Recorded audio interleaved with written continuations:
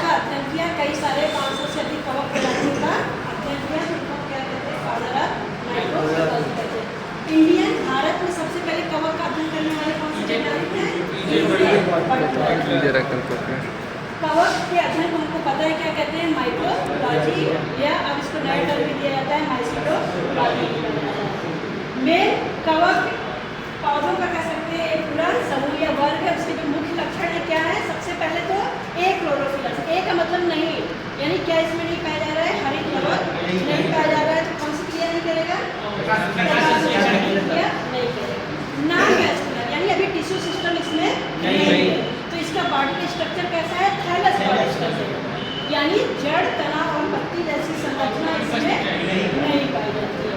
ठीक है, पौधा है तो सेल वॉल इसमें किस चीज़ का बना होता है, काइटिन। सामान्यतः हरे पौधों में सेलुलोज का होता है, लेकिन इसमें क्या है, काइटिन का है, जो इसको अलग करता है। इसमें स्टोरेज फूड प्रोडक्ट जो है, यानी जो भोज्य पदार्थ संग्रहित होता है, वो ग्लाइकोजन और ऑयल के रूप में होता है। ठीक है, रिप्रोडक्शन एसेक्सुअल और सेक्सुअल रिप्रोडक्शन पाया जाएगा। अब कवक की हम लोग संरचना की बात करते हैं। कवक को ऐसे जनरली हम लोग बरसात के समय दीवारों के किनारों की पे देखे, छतरी नुमा भी देखे हैं, ब्रेड, रोटी, अचार पे इसको हम लोग हल्का कह सकते हैं, रूई जैसा भी देखे हैं। तो इसकी संरचना मुख्य रूप से किस चीज़ की बनी होती है, कवक सूत्र की। ठीक, उस कवक सूत्र को क्या कहते हैं, हाइड्रिड कहते हैं। और कवक सूत्र के जाल को क्या कहा जाता है, माइसीलियम कहा जाता है। अब ये जो कवक सूत्र का जाल है, माइसीलियम है, ये विभिन्न रूपों में हम कह सकते हैं पाया जाता है। कौन कौन से है, पहले तो एसेप्टेट और सेप्टेट। ये है सेप्टेट।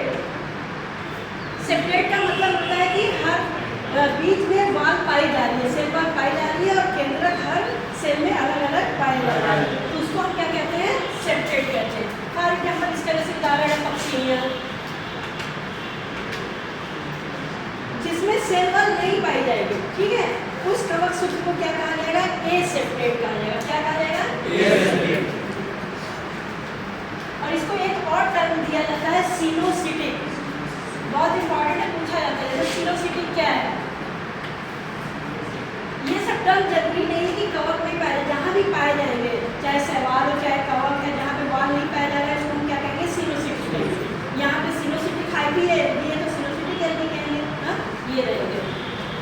अब इसके अलावा जो कुछ कवक में ये संरचना और भी थोड़ा जटिल हो जाती है, जैसे कभी कभी जो कवक सूत्र है वो आपस में एक दूसरे से मिले तो रहते हैं सेलुलर, लेकिन उनको हम अलग भी कर सकते हैं, यानी पूरी तरह वो संयोजित नहीं रहते हैं। तो उस संरचना को हम क्या कहते हैं, क्लोजेन टाइप। क्या कहेंगे, क्लोजेन टाइप।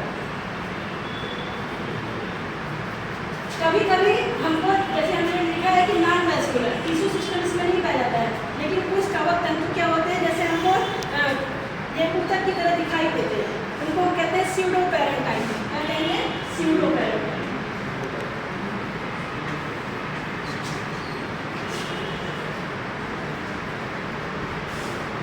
कुछ कवक तंतु क्या होते हैं, हम देखते हैं कि एकदम जैसे ब्लैक कलर के भुरभुरे की तरह या पार्टिकल की तरह दिखाई देती है, हाँ, या थोड़ा सा जड़ जैसी संरचना को दिखाई देती है, इसको हम कहते हैं राइजोमर। क्या कहेंगे, राइजोमर।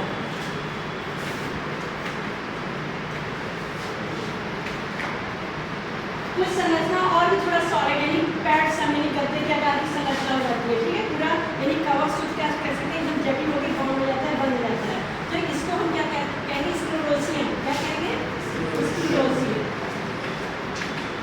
तो इसमें से कोई भी टर्म आए तो आपको पता होना चाहिए कि ये हम किसकी बात कर रहे हैं, कवक तंतु की, माइसीलियम की बात कर रहे हैं।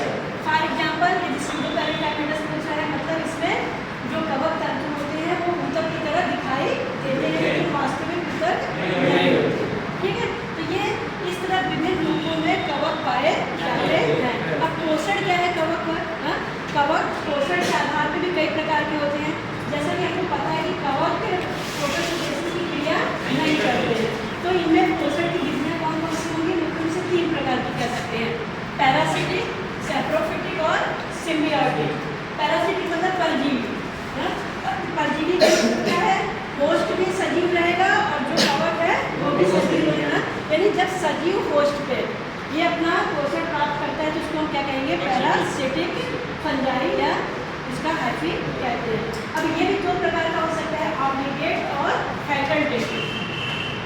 ऑब्लिगेट का मतलब होता है पूरी तरह परजीवी, पूर्ण परजीवी, यानी जब होस्ट जिंदा है तो ये भी होस्ट कवक जिंदा रहेगा, और यदि होस्ट मृत हो जाएगा तो उसके साथ साथ कवक भी मृत हो जाएगा। यानी पूरी तरह किस पे डिपेंड है, परजीवी पे डिपेंड है या अपने होस्ट पे डिपेंड है। ठीक है। फैकल्टेटिव का मतलब होता है कि ये है तो सेप्रोफाइट। सेप्रोफाइट मतलब सड़े गले कार्बनिक पदार्थों से अपना जीवन यापन कर रहा है, लेकिन यदि जब वो कंडीशन या वो अवस्था उसको नहीं मिलती है तो ये एज ए परजीवी भी अपना पोषण प्राप्त कर सकता है। ठीक है। इसी तरह दूसरी कंडीशन है सेप्रोफिटिक। सेप्रोफिटिक का मतलब होता है कि कवक कहाँ से भोजन प्राप्त कर रहा है, सड़े गले कार्बनिक पदार्थों से अपना भोजन प्राप्त कर रहा है। ठीक है। तो यहाँ पे होस्ट क्या है, नॉन लिविंग है ना, होस्ट क्या है, नॉन लिविंग है। तो ये भी सेम ऑब्लिगेट होगा और फैकल्टेटिव होगा। ऑब्लिगेट का मतलब कि पूर्ण रूप से ये सेप्रोफिटिक है, यानी सड़े गले कार्बनिक पदार्थों से ही बस भोजन प्राप्त करेगा, परजीवी से नहीं करेगा। ठीक है।